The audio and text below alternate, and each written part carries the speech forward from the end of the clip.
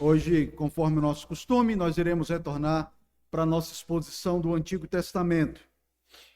A priori, a minha exposição hoje à noite seria lá em Malaquias, capítulo 3, do versículo 13 até o versículo 6 do capítulo 4. Entretanto, como esse é um texto muito rico e tem muitas considerações a serem feitas a respeito daquilo que ele diz, tanto no capítulo 3 como no capítulo 4, o meu foco hoje vai ser apenas a primeira sessão, lá dos versículos 13 até o 18. Na semana que vem, querendo o Senhor, nós iremos tratar a segunda parte do texto, os versículos 1 até o 6. Mas eu vou fazer a leitura de todo a perícope para a gente entender aqui o que o Senhor está falando a nós por meio do profeta Malaquias. Então, Malaquias 3, versículo 13, até o versículo 6 do capítulo 4.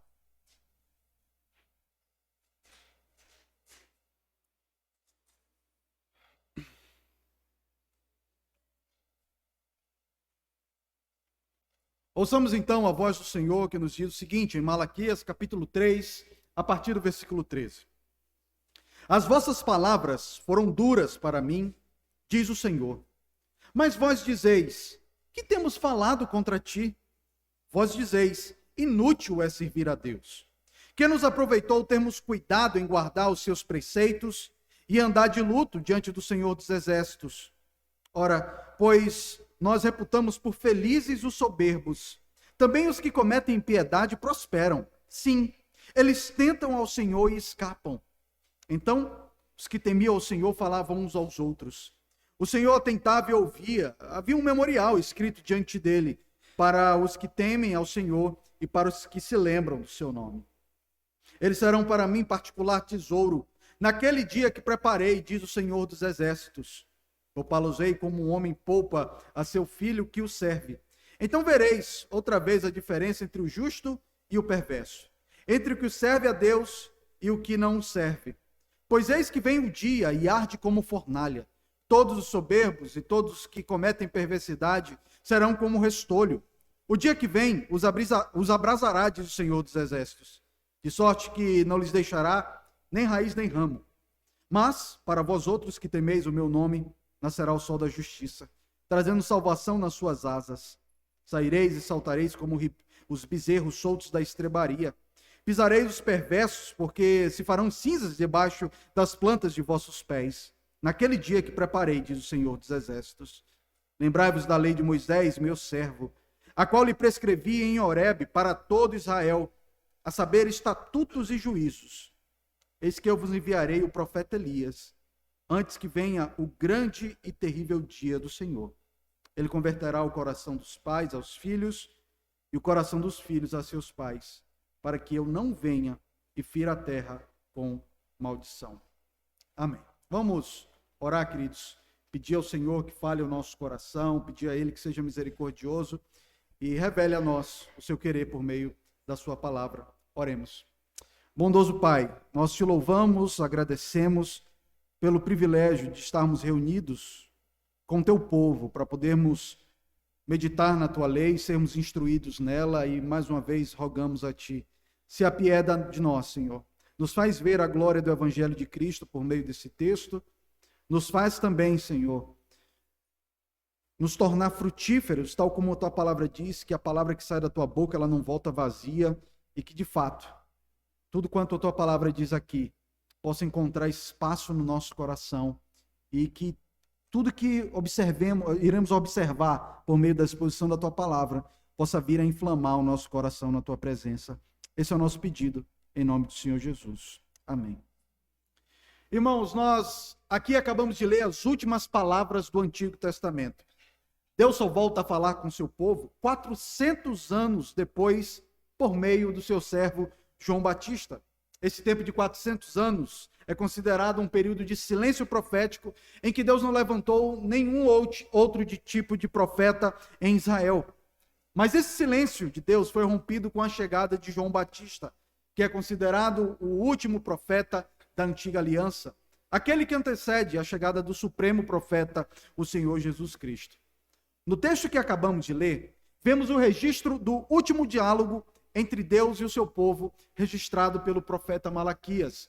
Os irmãos devem se lembrar, que eu já falei algumas vezes, que o livro do profeta Malaquias, ele é caracterizado por ter 7 diálogos entre Deus e o seu povo, onde primeiro Deus apresenta uma queixa, o povo depois responde de maneira cínica e por fim Deus contra-argumenta contra o povo diante daquela resposta cínica que eles dão. E nós podemos perceber de uma maneira muito singular que o diálogo que acabamos de ler, ele é muito similar com aquele diálogo lá do capítulo 2, versículo 17, onde o grande ponto é quando o povo de Deus questiona a validade de servir fielmente ao Senhor diante da prosperidade dos iníquos. E no diálogo que acabamos de ler, vemos o povo voltando a questionar a validade de adorar a Deus diante da prosperidade do mal.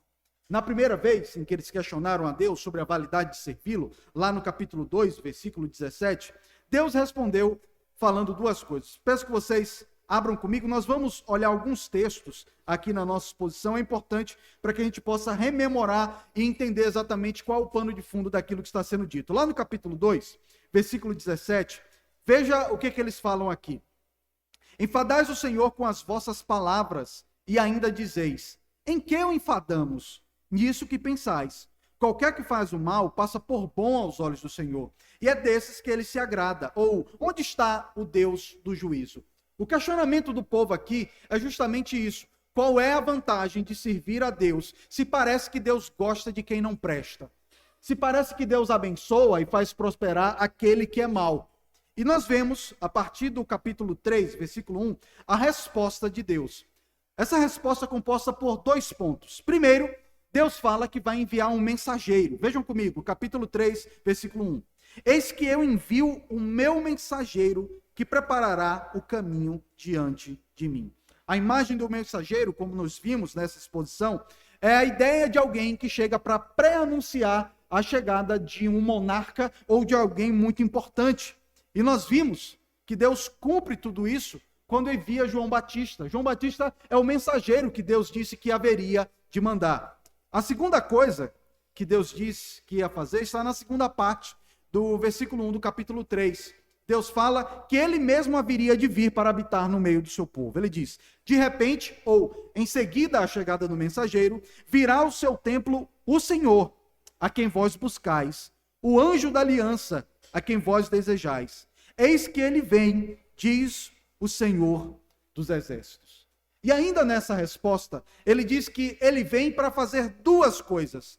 Primeiro, purificar como ourives e o lavandeiro os sacerdotes para receber um culto puro, como ele fala lá dos versículos 2 e 3, trazendo uma ideia de um sacerdócio universal. Deus está dizendo, eu vou mandar um mensageiro, depois eu mesmo irei e eu vou purificar esses sacerdotes, mostrando que ele, por meio da obra de Cristo, todo sacerdote é purificado pelo seu sangue para poder, então, entregar um culto devido a Deus. Isso traz a ideia do sacerdócio universal de todos os crentes. E também, no versículo 5, ele diz que vai exercer o juízo sobre os maus. Então, vem o mensageiro, depois vem o próprio Deus. O próprio Deus vai purificar os seus sacerdotes e condenar os maus. O ponto aqui que eu quero que vocês percebam é que há uma diferença entre a primeira profecia em que o povo questiona a validade de servir a Deus e essa segunda profecia em que novamente o povo questiona a validade de servir a Deus.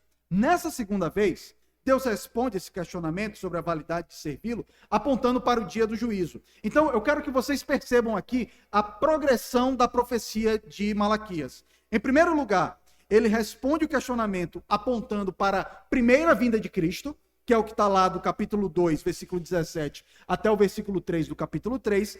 Agora, ele está respondendo, apontando para a segunda vinda de Cristo e para o dia do juízo. De uma maneira bem simples, qual é a validade de servir a Deus? Porque Deus veio e esteve entre nós. Qual é a validade de servir a Deus em um mundo em que o mal prospera tanto? Deus disse que vai vir uma segunda vez para exercer o juízo. É basicamente essa dinâmica que está sendo apresentado aqui no livro do profeta Malaquias. Então aqui Deus fala que os homens maus receberão a devida punição e os justos receberão a recompensa de servir ao Senhor. Daí sim ficará claro qual é a vantagem de servir a Deus. E esse é o tema do último diálogo entre Deus e seu povo, a sua segunda vinda. Desse diálogo, Deus começa falando ao seu povo e eu peço que vocês me acompanhem aqui a partir do versículo 13 do capítulo 3. Deus fala: as vossas palavras foram duras para mim, diz o Senhor. O que Deus está dizendo aqui é que ele estava se sentindo ofendido com as palavras do povo. E você sabe, com certeza, o quanto que uma palavra machuca. Você já ouviu alguém dizer assim: eu preferia ter tomado uma tapa do que ter ouvido aquilo? Porque as palavras, elas nos humilham, elas nos destroem, elas acabam conosco de dentro para fora. E Deus foi dizendo: as palavras de vocês são duras para mim. E queridos, Deus é onisciente. Deus não sabia apenas aquilo que o povo falava, mas aquilo que o povo pensava. E Deus está dizendo: isso é demais para mim. Isso está doendo em o meu coração. Queridos, muitas vezes nós pensamos em Deus quase como um ser estoico, né? Deus é inabalável. Não importa o que pensemos, o que venhamos a falar, Deus não se importa com isso. Deus não é um Deus estoico. Aqui fica claro que Deus, ele sente a dureza do nosso pensamento. Ele sente o nosso pecado. Não é à toa que a terceira pessoa da Trindade, lá em Efésios capítulo 4, versículo 30, o apóstolo Paulo diz o seguinte: não entristeçais o Espírito Santo. Você pode entristecer a Deus, sabia? Você pode dizer palavras duras para Deus. A nossa ingratidão, muitas vezes, a ideia de que Deus não liga para a gente, de que Deus não cuida da gente, quanta baboseira nós falamos. Palavras duras a Deus. Então não se preocupe só com as palavras duras que você fala para sua esposa, para o seu filho. Saiba que Deus, ele não vai mudar de acordo com o seu pensamento, mas você pode entristecer a ele. Nós podemos entristecer a Deus com palavras inconvenientes. Mas na segunda parte do versículo 13, Deus, ou o povo, responde, questiona a Deus. Mas vós dizeis: que temos falado contra ti? Mais uma vez o povo responde com cinismo, como se Deus não soubesse nada do que eles falam, do que eles pensam, e o questionamento cínico deles atestava o problema moral e espiritual daquele povo. E no versículo 14, Deus fala quais eram as palavras duras que eles estavam falando contra ele. Quais são essas palavras duras que estavam machucando ao Senhor? Nessas palavras duras, o Senhor fala que eles faziam 3 argumentos que mexiam com Deus e que tristeciam a Deus. Primeiro, eles falavam que era inútil servir a Deus. Veja o início do versículo 14. Inútil é servir a Deus. É como se eles estivessem falando: qual é a vantagem de ser crente? De ir na igreja? De dar o dízimo? Para que tudo isso? Esse negócio não serve para nada, não. Vamos fazer outra coisa da vida. A gente está tão preocupado com essas coisas de Deus. É inútil servir a Deus. Não serve para nada ser crente. E mais, eles falavam que a obediência à lei não dava nenhuma vantagem a eles. E percebam que essa é uma ideia muito presente ainda hoje. Se eu obedeço à lei de Deus, se eu não mato, não fumo, não roubo, Deus é obrigado a me abençoar. Tem que dar tudo certo para mim. Eu não posso ficar doente, a minha empresa não pode quebrar, o pneu do meu carro não pode furar. Deus é obrigado a me abençoar, porque eu estou andando de acordo com a lei dele. E o que eles questionavam é: o que me aproveitou de ter cuidado, de ter guardado os preceitos de Deus? Não adiantava de nada.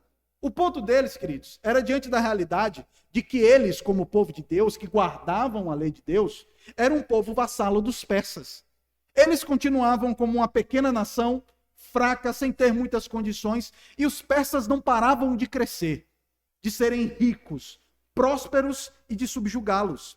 Eles confundiam claramente o ter prosperidade financeira e poder dos persas com serem abençoados por Deus. É o mesmo pensamento que existe até hoje. Se uma pessoa é cheia de dinheiro, você diz o quê? Fulano sim que é abençoado por Deus. Muitas vezes Deus dá dinheiro para a pessoa, é corda para a pessoa se enforcar. Mas se você vê um pobre, mas um homem piedoso, uma mulher piedosa, você diz, Deus não abençoou o fulano. Isso é a teologia da prosperidade que está na nossa mente e a gente nem percebe. Só somos abençoados quando temos dinheiro. Só somos abençoados se eu tenho saúde. É a mesma coisa aqui. O que adiantou ser crente? Deus não me abençoa. Ele não está me dando emprego, ele não está me dando o casamento que eu quero. Ele não me aprova naquela prova que eu quero tanto. A mesma coisa, queridos. Em última instância, eles estavam chamando o Senhor de injusto. E essas eram palavras duras para o Deus que é justíssimo. E nesse ponto também fica bem claro o cinismo do povo. Porque o ponto deles aqui, o pressuposto dele nessa afirmação, é que eles obedeciam à lei. Não é isso? O que nos aproveitou ter cuidado de guardar os preceitos de Deus? Quando eles falam disso, o que está incluído nessa frase? Que eles guardavam os preceitos de Deus. Eu guardo o preceito de Deus. É o que eles estão falando aqui. Mas isso é uma afirmação cínica. Malaquias, até aqui, mostrou de uma maneira bem clara, que eles entregavam animais defeituosos. Lembram-se disso? Vocês levam o coxo, o manco, e o povo está dizendo, eu faço culto a Deus como quer. E Deus está dizendo, você me entrega porcaria. E mais, eles também não davam dízimo, lembra? Vocês estão roubando ao Senhor. E o povo, não, eu estou servindo a Deus. Mentira, hipocrisia. E mais, dos versículos 2 a 16, eles se divorciavam por motivos que Deus não havia aprovado.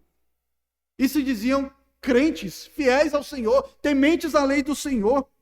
E quarto, lá no capítulo 2, versículo 11, eles se casavam com pessoas estrangeiras, pessoas que não eram servas de Deus, e achavam que estava tudo bem. Percebam, queridos, que de fato eles não obedeciam à lei de Deus. E esse é um problema que nós podemos ter também, tá?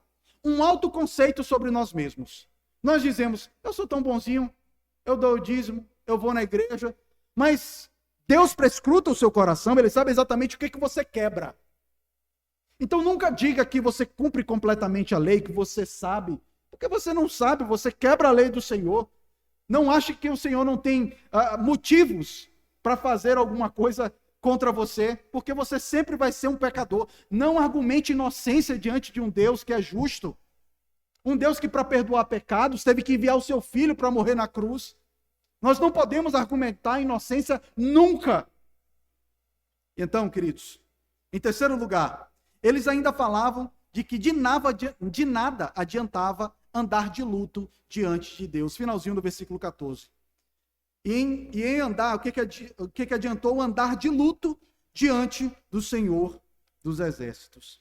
A ideia aqui de andar de luto é a ideia daquele que pranteia diante de uma situação difícil. Eles estavam dizendo, o que adiantou eu chegar na presença de Deus, chorar, pedir a Ele misericórdia, pedir a Ele que me ajude? Vejam que eles faziam isso. Capítulo 2, versículo 13, o texto diz, ainda fazeis isso, cobris o altar do Senhor de lágrimas, de choro e de gemido, de sorte que ele já não olha para a oferta, nem aceita com prazer da vossa mão. Meus queridos, eles argumentavam, eu chorei diante de Deus. E muitas vezes se argumenta isso, né? Deus, eu chorei diante do Senhor, clamei, eu implorei, e o Senhor não me ouviu, não adiantou nada. Não adiantou nada isso. E Deus está dizendo que tudo que eles faziam era insuficiente, porque era fruto de uma vida desobediente. Era um emocionalismo barato. Você já viu isso? A pessoa está na igreja, chora e clama, e vai lá na frente, toca o violão, e quando vai ver, durante a semana, está fazendo coisa errada. Quantas vezes já vimos isso, queridos? Mas como Deus haveria de abençoar eles? Como Deus haveria de dar prosperidade a eles, se eles estavam vivendo em maus caminhos? E no versículo 15, vemos a conclusão que o povo chegou por ter esse tipo de pensamento. Vejam, eles falavam, ora pois, ou seja, por esse motivo, porque eu chorei, Deus não me abençoou, porque eu estou cumprindo a lei, ele não está me abençoando. Por causa disso, eles chegavam a duas conclusões, versículo 15. Primeiro, nós reputamos por felizes os soberbos. Feliz mesmo são soberbos, aqueles que são cheios de si, aqueles que pensam que conseguem resolver todos os seus problemas.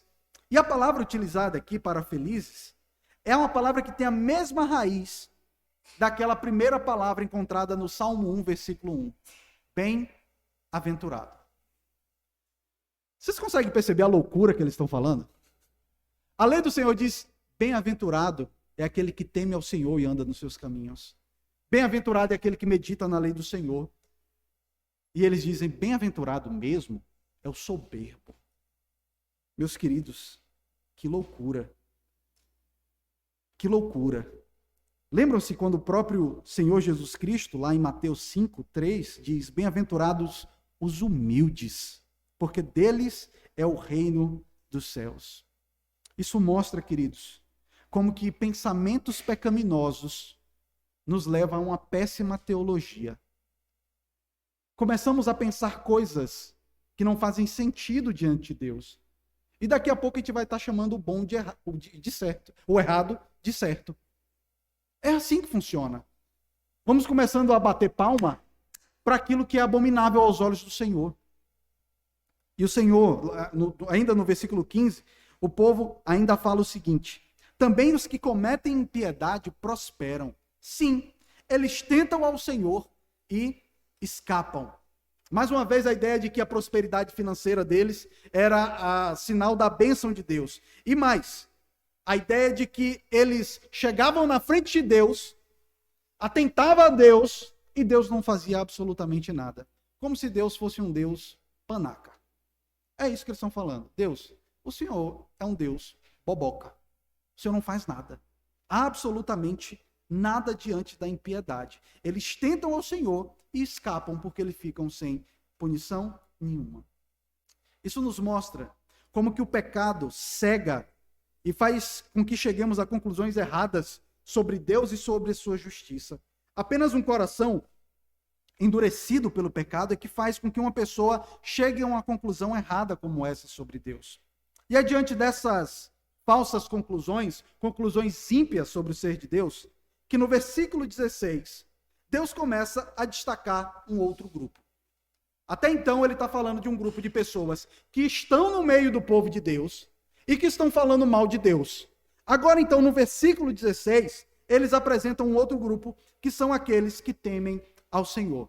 A ideia é que, apesar de no meio do povo haver pessoas ímpias, com pensamentos perversos, de Deus ser um Deus injusto, havia também um grupo de pessoas que temiam ao Senhor.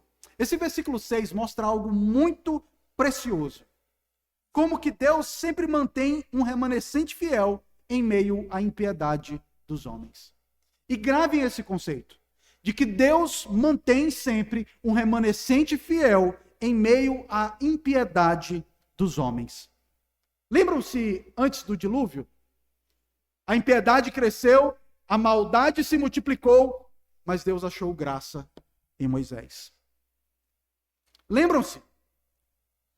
Lá em Sodoma e Gomorra, Deus tira Ló de lá. Lembram-se do período da reforma? Haviam homens piedosos, os pré-reformadores, os reformadores.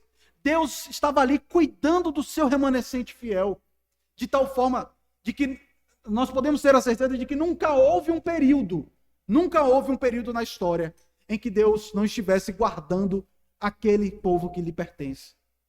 Estava tudo bagunçado nos dias de Malaquias, mas tinha um povo especial, que são os remanescentes fiéis. Ele fala aqui da reunião desses homens. Vejam aqui, versículo 16. Então, diante daquelas falas erradas e pecaminosas, os que temiam ao Senhor falavam uns aos outros. A ideia aqui é que esses que temiam ao Senhor, que viam o pecado do povo e que não pensavam isso sobre Deus, eles se reuniam e começavam a conversar entre si. A ideia de que um crente começa a apoiar outro crente. A ideia de que o corpo de Cristo, os piedosos, eles se fortalecem, eles se ajudam, eles se apoiam. É isso que ele está falando aqui. Os que temiam ao Senhor falavam uns aos outros, talvez para consolar. Está difícil, mas Deus é conosco. Dá ânimo um ao outro. Por que não para se juntar para orar? E às vezes é assim até mesmo dentro da igreja, irmãos. Dentro da igreja, às vezes, tem gente que está falando besteira de Deus, falando baboseira sobre Deus. Você vai encontrar todo tipo de gente. Israel é um tipo da igreja. tem o joio e o trigo. Às vezes a gente pensa que o joio e o trigo é lá fora está o joio e aqui dentro está o trigo. Engano seu. Aqui está o joio e aqui está o trigo. É nesse lugar. Então, no meio de Israel acontecia exatamente isso. O joio estava presente, mas o trigo se reunia para falar uns aos outros, para apoiar, apesar das dificuldades, apesar dos pecados que havia no povo dele, no meio daquele povo. E então, ainda no versículo 16, o texto diz qual era a reação do Senhor para com eles. Esse remanescente fiel, esses que se reúnem para falar de Deus, o que eles fazem? O Senhor atentava e ouvia. Aqui é como se ele estivesse dizendo, o Senhor estava de olhos neles. Os olhos do Senhor não saem de sobre aqueles que o temem, daqueles que o amam, daqueles que vivem em comunhão com ele. E mais, ele os ouvia. Se por um lado ele diz que duras são as palavras dos ímpios, que estão chamando Deus de injusto, ele está falando também que as palavras daqueles que o buscam são agradáveis na sua presença. Deus escuta a sua oração quando você passa pela dificuldade. Quando você é fiel ao Senhor, mesmo em meio às adversidades, o Senhor está com os olhos dele sobre você. Senhor, mas a minha igreja está de cabeça para baixo, tem um problema no meio da minha igreja. Continue buscando o Senhor está atentando e ouvindo ao seu clamor. É isso que ele está falando. A continuação do texto, ainda no versículo 16, diz algo maravilhoso. Havia um memorial escrito diante dele, diante de Deus, para os que temem ao Senhor e para os que se lembram do seu nome. A ideia do memorial é a ideia de ter um lugar onde se escreve alguma informação. Por exemplo, com certeza você já foi em algum lugar e tinha uma pedra ou uma placa escrita. Aqui esteve fulano e fulano cicrando, inaugurando esse lugar em tal dia, tal data, tal hora. Estava juntos com ele fulano. É um memorial aquilo ali, tá? São informações importantes a respeito daquele lugar. E a ideia do memorial é a ideia de um lugar onde está registrado informações importantes. E o que Deus está dizendo aqui, o que o profeta Malaquias está dizendo, é que aqueles que temiam ao Senhor, têm um memorial diante de Deus com o nome deles. O que é isso? Nós conhecemos muito bem. O Novo Testamento chama isso do livro da vida. O lugar onde está registrado o nome de cada um dos eleitos de Cristo, daqueles que servem ao Senhor, daqueles que pertencem ao Senhor. E no versículo 17, Deus descreve a relação que ele tem com as pessoas que são tementes a ele e não se corrompem. O que Deus faz com essas pessoas? Esses tementes a mim, são como um particular tesouro naquele dia que preparei, diz o Senhor dos Exércitos. A primeira coisa que o profeta Malaquias diz é que eles são como um tesouro.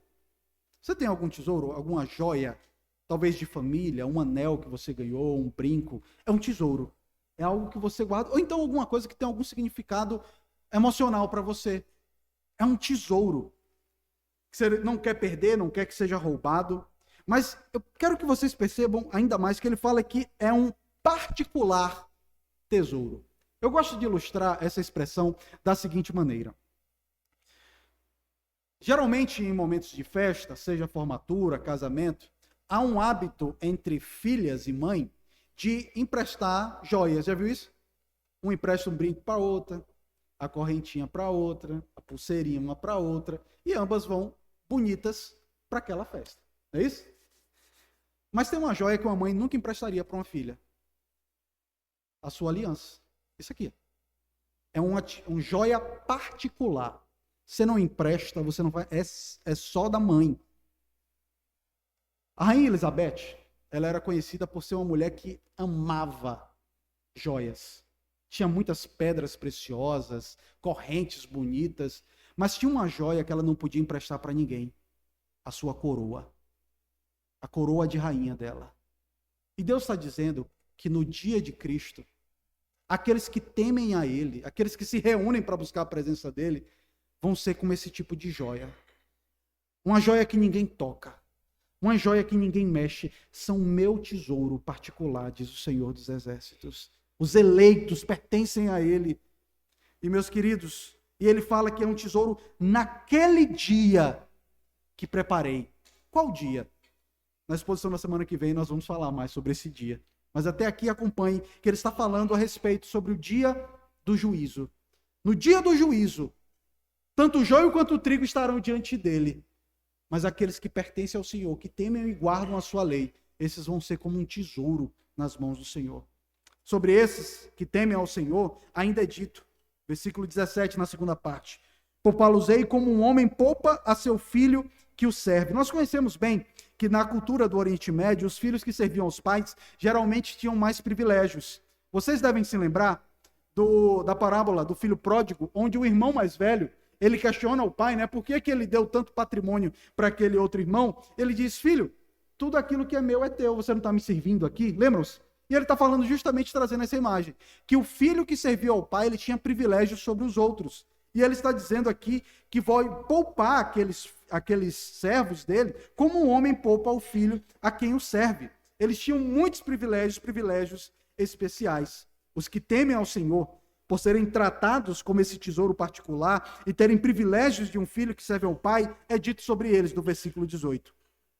Então, nesse dia, o dia que ele citou no versículo 17, vereis outra vez a diferença entre o justo e o perverso, entre o que serve a Deus e o que não serve a Deus. Nessa diferença de tratamento, eles veriam que Deus trata de fato diferente os que temem a Ele e os que blasfemam contra Ele. Aqui fica bem claro, queridos, que não há uma ideia na Bíblia de que todos são filhos de Deus e que Deus tem que tratar todo mundo igual. Não existe isso, tá? São pessoas diferentes, que vivem diante de Deus de uma forma diferente. E Deus diz que eles vão perceber a diferença. E a partir do capítulo 4, versículo 1, nós vemos a descrição desse dia que é citado aqui no versículo 17. Queridos, até aqui, o que nós podemos tirar para as nossas vidas de lição? Como que esse texto se aplica de uma maneira muito especial para a nossa vida hoje? Seja bem franco. O que você anda pensando sobre Deus e falando sobre Deus? Será que são palavras duras? Será que você tem falado a verdade a respeito de Deus? Como se Deus fosse alguém que deixa o mal prevalecer, deixa com que os ímpios prosperem? Será que no seu coração você diz: não serve de nada ir para a igreja, é inútil servir a Deus? Deus sabe quando você é fiel, mas Deus sabe também quando você faz alguma coisa para poder ter algo em troca. Você gosta de gente interesseira? Fulano fez isso para mim porque ele está querendo tal coisa. Não é isso? Você acha mesmo que Deus gosta de gente interesseira? Fazer alguma coisa esperando receber alguma coisa dele? Deus, ele nos quer em uma relação sincera com ele. Nós buscamos a ele e vivemos com ele não pelas bênçãos que ele nos dá. Não é porque está tudo bem, está tudo em ordem, mas por causa de quem ele é. Porque ele é o Deus criador dos céus e da terra. Nós servimos a ele, nós amamos a ele. Essa é a minha primeira aplicação. Cuidado com seus pensamentos a respeito de Deus. Mas deixe-me trazer mais uma aplicação. Você tem prazer em andar com aquele povo que teme ao Senhor? Lembram-se da segunda parte do texto? Quando ele fala de um grupo, de um remanescente fiel, que buscavam ao Senhor, os que temiam ao Senhor, falavam uns aos outros. Será que você caminha com esses que temem ao Senhor? Muitas vezes tem gente que está dentro da igreja que não teme ao Senhor. Tem gente que só serve para inchar a igreja. E o próprio Deus diz: olha, fica tranquilo, deixa crescer junto. Porque no dia, o dia que ele fala aqui, ele se refere a esse dia, ele vai separar o joio do trigo. E é por isso que eu quero lhe convidar e lhe estimular a andar com esses que temem ao Senhor. E dentro da sua igreja, saiba exatamente quem é que teme ao Senhor e quem não teme. Porque tem muita gente que tem nome de crente, direito de crente, privilégio de crente, mas que não é um crente em Jesus Cristo. Você vai ver pelos frutos. Quais são os frutos da vida da pessoa? da casa da pessoa, a forma como ela se comporta. Veja tudo isso e caminhe junto com esse povo. E lembre-se daquilo que você será para Deus no dia do juízo. Deus lhe vê como o seu particular tesouro. Aqueles por quem Cristo morreu, derramou o sangue dele na cruz do Calvário, são como o tesouro particular que Deus tem. E lembram-se que João diz, o apóstolo João em uma das cartas, ele diz que o maligno não lhe toca. Por quê? Por que o maligno não pode tocar naqueles piedosos que buscam o Senhor? Porque eles são um particular tesouro de Deus. Deus nos guarda, Deus nos protege. E Deus tem preparado um dia em que Ele haverá de exercer juízo sobre todos aqueles que vivem longe dEle, ou até mesmo no meio do povo dEle, mas pensando coisas erradas sobre Ele. Ele vai exercer esse juízo. E nós fomos chamados nessa noite a nos arrepender. Nessa noite, se você veio aqui para buscar a Deus, buscando alguma bênção, esqueça disso. Porque o próprio Filho de Deus morreu pendurado em uma cruz. Você acha mesmo que você vai ter privilégios maiores do que o próprio Filho dele? Ser um cristão, buscar a Deus, é algo que fazemos porque amamos o Deus Criador dos céus e da terra. O Deus que é justo e que tem reservado um dia onde ficará claro a diferença entre o justo e o injusto. Entre aquele que faz a vontade dele e aquele que não faz a vontade dele. Oremos, queridos. Senhor Deus, nós buscamos a Tua presença, certos de que o Senhor é misericordioso. O Senhor tem reservado para Ti, Senhor, um povo que serve a Ti, independente das circunstâncias adversas, um povo que é Teu tesouro particular.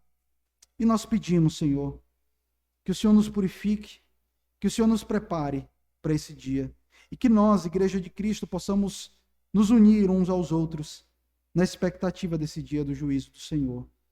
Ó Pai, se tem alguém aqui no nosso meio que não conhece o Senhor, que não vive no clamor de que o Senhor venha logo para estabelecer a Tua justiça, que o Senhor transforme corações nessa noite, que pessoas possam conhecer a Ti, Senhor, se render aos Teus pés. Esse é o nosso pedido. Nós oramos assim em nome do Senhor Jesus. Amém.